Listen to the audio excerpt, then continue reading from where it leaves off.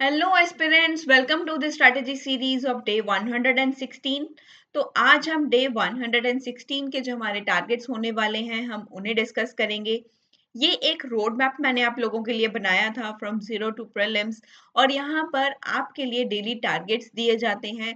ये टारगेट्स आपके लिए बेनिफिशियल कैसे हैं, क्योंकि हर एस्पिरेंट की लाइफ में सबसे बड़ा चैलेंज जो होता है वो होता है कि वो उसे अपना डे कैसे स्केड्यूल करना चाहिए, कौन से सब्जेक्ट्स को उसको उठाना चाहिए और कैसे पढ़ना चाहिए। वो सभी चीज़ें उसके लिए एक सबसे बड़ा चैलेंज होती हैं।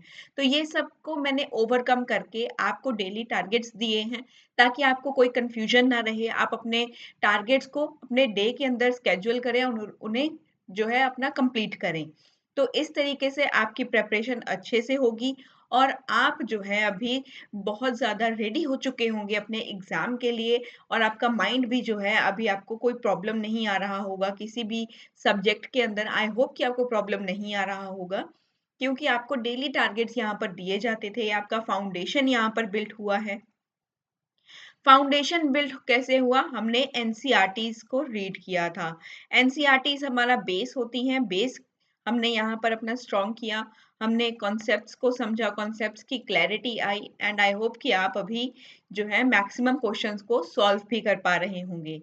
तो चलिए अभी हम आज के जो हमारे टारगेट्स हैं हम उन्हें डिस्कस करेंगे कि डे 116 के हमारे टारगेट्स क्या होने वाले हैं। तो यहाँ पर आपको जीएस के 2 सब्जेक्ट्स पढ़ने हैं। एक है साइंस एंड टेक्नोलॉजी, एक है आईआर, इंटरनेशनल रिलेशंस। और यहाँ पर आपको करंट अफेयर जो है आपको पढ़ना है, ये ज़रूरी है।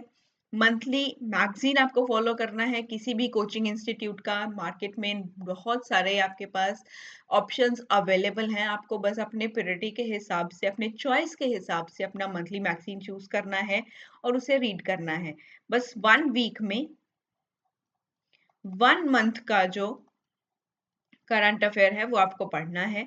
न्यूज़पेपर के लिए मैंने आपको रिकमेंड किया था द हिंदू या इंडियन एक्सप्रेस में से आप किसी भी न्यूज़पेपर को फॉलो कर सकते हो, जो भी आपकी लोकेलिटी में आपको आसानी से मिल रहा है। आप उसे उठाएं और उसे जस्ट रीड करें।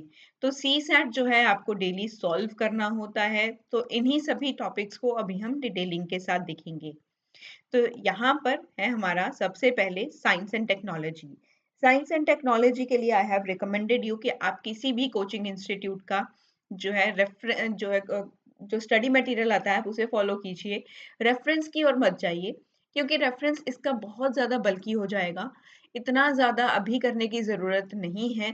उतना ही कीजिए जितना आपका करंट अफेयर के साथ आपको जो है लिंक बैठ रहा है। इसके साथ आपको करंट अफेयर करना ही करना है। करंट अफेयर इसके साथ आप रिलेट कीजिए, इसे यहाँ पर उसे पढ़ने की कोशिश कीजिए। साथ में आप अपना स्टैटिक पोर्शन भी उठाइए। स्टैटिक पोर्शन आपके लिए जो है आपको एक बेस दे सकता है। आपके क्वेश्चंस सॉल्व हो सकते हैं और करंट अफेयर से आपका क्वेश्चन एक भी बाहर नहीं जाएगा। तो इन दोनों चीज़ों को कॉम्बिनेशन के साथ पढ़ेंगे तो आप साइंस एंड टेक का हर क्वेश्चन सॉल्व कर पाएंगे। और इसका जो टॉपिक आपको रीड करना है from the static and current affair, that is robotics. Robotics में करंट अफेयर में भी बहुत आया हुआ है। साथ के साथ स्टैटिक पोर्शन भी आपको पढ़ना है। तो ये आपके लिए इम्पोर्टेंट हो जाता है। आप किसी भी कोचिंग इंस्टीट्यूट का जो स्टडी मटेरियल है साइंस एंड टेक्नोलॉजी से रिलेटेड आप उसे रीड कीजिए, वो ज़्यादा आपके लिए बेनिफिट होगा। और साथ के साथ आप इसे करंट अफेयर के साथ रिलेट कीजिए। सिमिलरली आपको आईआर के साथ भी यही करना है। आईआर का आपको स्टैटिक पोर्शन करना है साथ में, और साथ में आपको इसके करंट अफेयर्स भी पढ़ने हैं। जितना मैंने अभी तक आपको बताया है वो आपके लिए मोर देन सफिशिएंट है। साथ के साथ इसका करंट अफेयर तो आपको डेली रिवाइज करना ही है। तो इसके क्विक रिवीजन कीजिए। ये आपके लिए बहुत ही इम्पोर्टेंट सब्जेक्ट है रिगार्डिंग द करंट अफेयर से, क्योंकि यहाँ से ज़्यादा क्वेश्चंस आते हैं। अगर आप क्वेश्चंस सॉल्व कर पा रहे हो, मैक्सिमम क्वेश्चंस आप सॉल्व कर पा रहे होंगे, तो फिर ये आपके लिए एक बेनिफिट होगा। आपको ये मार्क्स गेन करके दे करके जाएगा। यहाँ से करंट अफेयर से ज़्यादा क्वेश्चन आएंगे। 70 to 80% यहाँ से करंट अफेयर ही पूछा जाने वाला है। तो करंट अफेयर को अच्छे से कीजिए। स्टैटिक पोर्शन भी कहीं ना कहीं आ जाएगा, लेकिन स्टैटिक पोर्शन भी आपका अच्छे से होना चाहिए। सी सेट के लिए आई विल रिकमेंड कि आप रीडिंग कॉम्प्रीहेंशन के ऊपर ध्यान दीजिए। अभी रीडिंग कॉम्प्रीहेंशन आपके लिए इम्पोर्टेंट है। आपको इसे भी सॉल्व करना है। तो ये आपके लिए उतना ही इम्पोर्टेंट है जितना हमने रीजनिंग और जो हमारा क्वांटिटेटिव एप्टीट्यूड का जो टॉपिक हमने किया था, ये उतना ही इम्पोर्टेंट है।